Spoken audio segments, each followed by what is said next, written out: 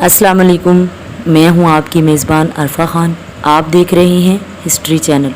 उम्मीद है कि आप सब खैरियत से होंगे।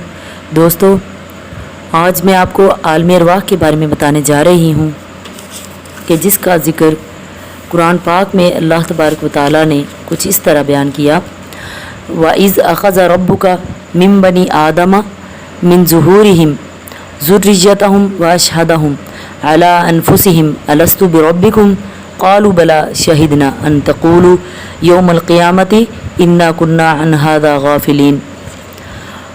और जब आपके रब ने बनी आदम की पुश्तों से उनकी औलाद को निकाला और उन्हें खुद उनकी जानों पर गवाह बनाकर पूछा, क्या मैं तुम्हारा रब नहीं?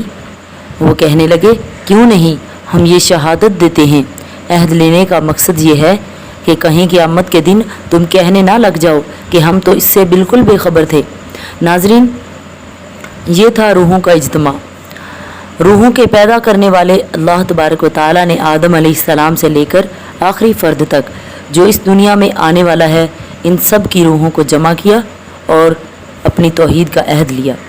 सब ने अल्लाह की तौहीद पर कायम रहने का इकरार किया।